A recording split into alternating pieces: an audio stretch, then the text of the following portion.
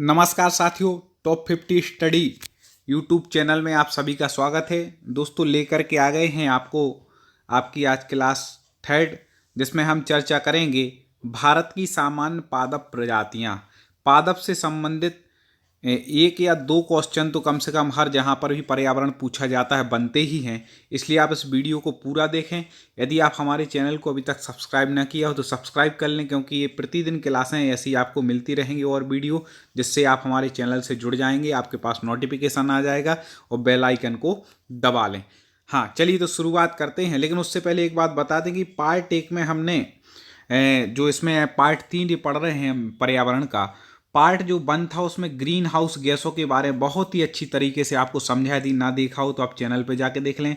Part 2 था, उसमें पर्यावरण, उसके जो प्रमुख घटक होते हैं, स्थल मंडल, जल मंडल, वायुमंडल, उन सब पे चर्चा हुई है। तो अब वो 2 वीडियो और देख लें। चलिए शुरुआत करते हैं। पार्ट 3, भारत की सामान्य पादप प्रजातियां। पादप मतलब होता है पौधे, ठीक है। देखें, एक समृद्ध जैव विविधता के साथ भारत प्रकृति से संपन्न वह देश है जहां पौधों की 40,000 से अधिक प्रजातियां और जानवरों की 75,000 पाई जाती हैं। सोचो, पौधों की कितनी पाई जाती, 40,000, और जानवरों की 75,000 से ज़्यादा। करीब 3,000 प्रजातियों के पादपों के बीच वैश्विक वनस्पति की 12% संपत्ति भारत के पास है पूरे विश्व की। भारत में लगभग 15,000 फूल पौधों की प्रजातियां पाई जाती हैं। भारत में 3,000 से अधिक औषधीय पौधे हैं। सब जानकारी आपको जरूरी है, भी और आगे पढ़ेंगे, बहुत महत्वपूर्ण वीडियो होगा, इसलिए इसको पूरा देखें, बिल्कुल भी मिस ना करें। यह सूची करीब 100 अद्भुत पौधों का प्रतिनिधित्व करती है, जिसे एनवेस डेटाबेस के अनुसार कारोबारी औषधीय पौधों के रूप में वर्गीकृत किया जाता है। तो चलिए अब शुरुआत करते हैं। भारत की सामान्य पादप प्रजातियां कौन कौन सी हैं? आपने देखा होगा पौधों से संबंधित 1 या 2 क्वेश्चन आ ही जाते हैं, तो आपको यदि 10 मिनट देने से 2 नंबर आते हैं तो बहुत अच्छी बात है। देखिए देखिए, पहली है सागौन। सागौन के बारे में हम समझते हैं। सागौन यह वृक्ष प्रायद्वीपीय भारत के दक्षिण पश्चिम हिस्से में पाए। कई बार ये प्रश्न आते हैं कि सागौन हो गया या और कोई वृक्ष हो गया, कहाँ पर पाए जाते हैं, तो सागौन कहाँ पर पाए, सागौन सबसे ज़्यादा पूछा जाने वाला है। तो भारत के दक्षिण पश्चिम हिस्से में पाया जाता है। यह पर्णपाती जंगलों में एक सामान्य वृक्ष होता है। कौन से जंगलों में पाया जाता है? पर्णपाती में, ठीक है। ऐसे जो मेन फैक्ट हैं वहाँ पर हम विशेष निशान लगाते जाएंगे, विशेष बताएंगे। एक उत्कृष्ट फर्नीचर बनाने के लिए प्रयुक्त होने वाली इस लकड़ी की बहुत मांग है सागौन की। आपने देखा होगा सागौन बिल्कुल कई जगह तो बैन कर दिए, 2 नंबर में बिकता है, बहुत महंगा, ठीक है। देखें अगला, देखें साल। यह भारत के पूर्वोत्तर क्षेत्र में, किस क्षेत्र में? पूर्वोत्तर के जंगलों में कई प्रकार के एक आम प्रजाति है जो मध्य प्रदेश और उड़ीसा में फैले हुए हैं। साल के वृक्ष, इसके चमकीले हरे पत्ते होते हैं। इसका अग्रभाग लगभग साल भर तक हरा रहता है, विशेष बात है इसकी, ठीक है। साल की लकड़ी कठोर और टिकाऊ होती है। साल के भारी संख्या में बीज पैदा होते हैं जिनका प्रयोग सौंदर्य प्रसाधन बनाने में किया जाता है। ये सारी विशेषता आपको याद रखनी, क्या पता कौन सी विशेषता पूछ ले और वो बता दे कि विशेषता किस वृक्ष में पाई जाती है। अब जैसे पूछ ले कि किस वृक्ष के पत्ते मतलब चमकीले हरे पत्ते होते हैं, तो आप लगा देना साल के वृक्ष के। ऐसे आम देखें, पूरे देश में उगाई जाने वाली विभिन्न किस्मों के साथ यह सबसे लोकप्रिय बागवानी प्रजातियों में से एक है, आम, ठीक है। अब देखें वेरी मोस्ट है बरगदी प्रजाति, इसके बारे में समझे क्या है ये, आगे बहुत महत्वपूर्ण है। महत्वपूर्ण वृक्षों के इस समूह के एक हिस्से में पीपल, बरगद और कई अन्य बरगदी प्रजातियां शामिल हैं, ठीक है। कीड़ों, पक्षियों, स्तनधारियों की कई अलग अलग प्रजातियां बरगदी दानों पर निर्भर रहती हैं, क्योंकि इन सब का पारिस्थितिकी तंत्र में अत्यंत महत्व है।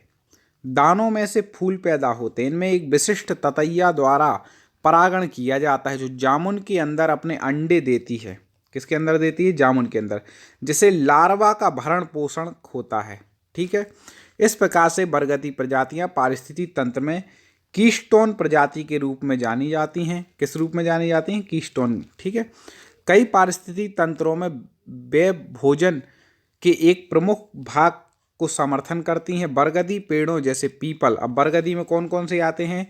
पीपल बरगद को भारत में पवित्र और संरक्षित वृक्ष माना जाता है। ठीक है, आगे पढ़े उससे पहले मैं आपको बता दूं कि हर सब्जेक्ट के सिलेबस के अनुसार हम आपके टेट एग्जाम के वीडियो ला रहे हैं, इसलिए आप हमारे चैनल को सब्सक्राइब करके जुड़ जाए, ना किया हो तो, और कर लिया है तो बेल आइकन को दबा दें, चैनल की लिंक को आगे तक शेयर करें। ठीक है, बहुत उपयोगी, और आप पहला पार्ट और दूसरा पार्ट देख लें।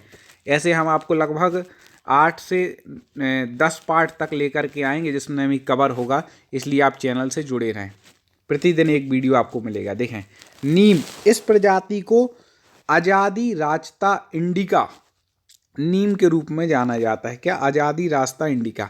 इसका उपयोग परंपरागत रूप से स्वदेशी चिकित्सा के लिए किया जाता है। ठीक है, इसमें छोटा पीला फल होता है नीम में, इसकी पत्तियां और फलों का स्वाद कड़वा होता है।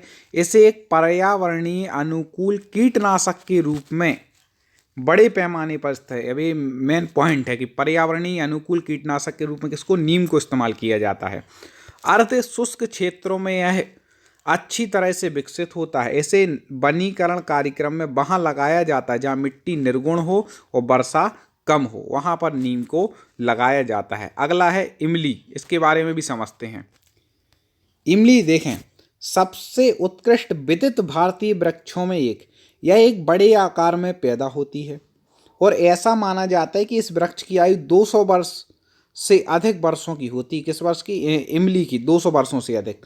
खट्टे गूदे और बड़ी मात्रा में बीजों के साथ एक सामान घुमावदार फली होती है। ताजे फल में गूदा या तो हरा या फिर लाल होता है।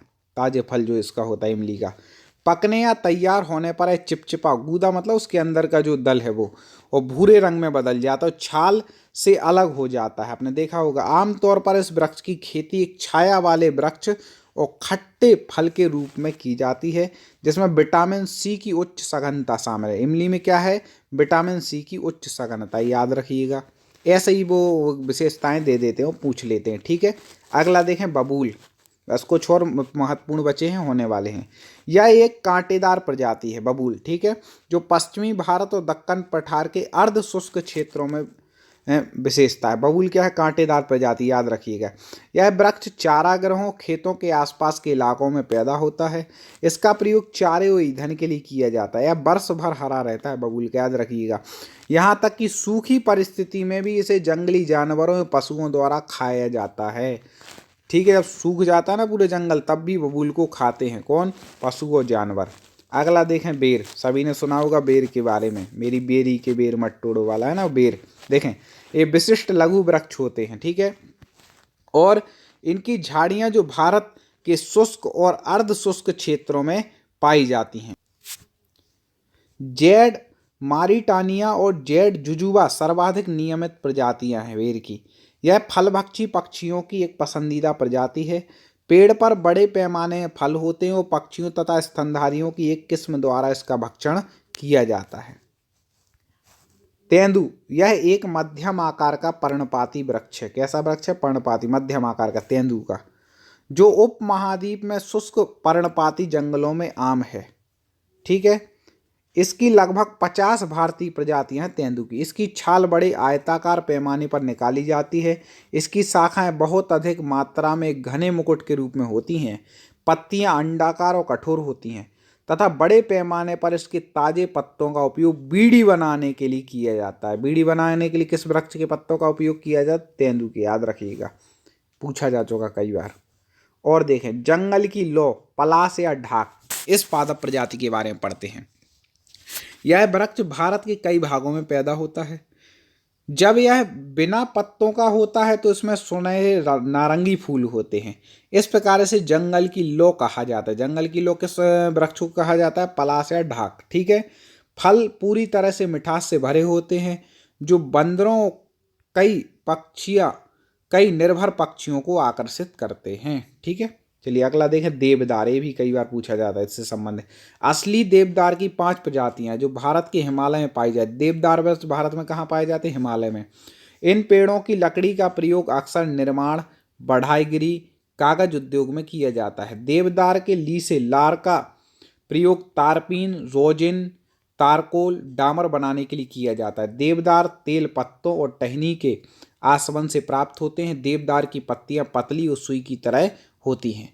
आपको पर्यावरण के यदि पूरे वीडियो देखने हो तो आप हमारे चैनल की प्ले लिस्ट में जाकर के पर्यावरण के जो महत्वपूर्ण प्रश्न हैं उस प्ले लिस्ट में आप देख सकते हैं। वहाँ पर कुछ ऐसे महत्वपूर्ण प्रश्न वल्नरेबल फैक्ट भी दिए हैं जो आपके हर पेपर के लिए बहुत ही उपयोगी होंगे, वो वीडियो आप जरूर देख लें। चलिए आगे देखें। साइकस, ये पौधे भारत में असामान्य हैं, आसानी से नहीं मिलते साइकस के, ठीक है, और एक ताड़ के पेड़ की तरह दिखते हैं। शंकु वृक्ष कोनीफर के साथ साथ सिकड़ अनावृत बीजी का निर्माण करते हैं। ये सबसे प्राचीन बीज पौधों में एक हैं और पिछले 200 मिलियन वर्षों से लगभग अपरिवर्तित बने हुए हैं। भारत में ज़्यादातर उच्च वर्षा वाले क्षेत्रों में इनकी 5 प्रजातियां मौजूद हैं। किसकी? साइकस की। चलिए बस अब थोड़े और बचे, अंतिम फिर आते हैं। समझ लें, बहुत उपयोगी हैं क्योंकि ड्रोसेरा, क्या पता कौन सा पूछ लें, इसलिए छोड़ना नहीं है। आमतौर पर 5-6 सेंटीमीटर का एक छोटा सा कीटभक्षी पौधा है। कौन है? ड्रोसेरा, कीटभक्षी, जिसके छोटे छोटे बाल होते हैं। इसमें चिपचिपा तरल पदार्थ व बूंद होती है जिसमें कीड़े अटके रहते हैं। संघर्ष कर रहे कीटों के आसपास की पत्ती धीरे धीरे इसे पचा लेती है। इस प्रकार का ऐसा दृश्य होता है। अब घास, ये तो आपके लिए इम्पोर्टेंट है। घास दुनिया के फूल पौधों का दूसरा सबसे बड़ा समूह है। ये पौधों का एक ही महत्वपूर्ण समूह है। क्या है?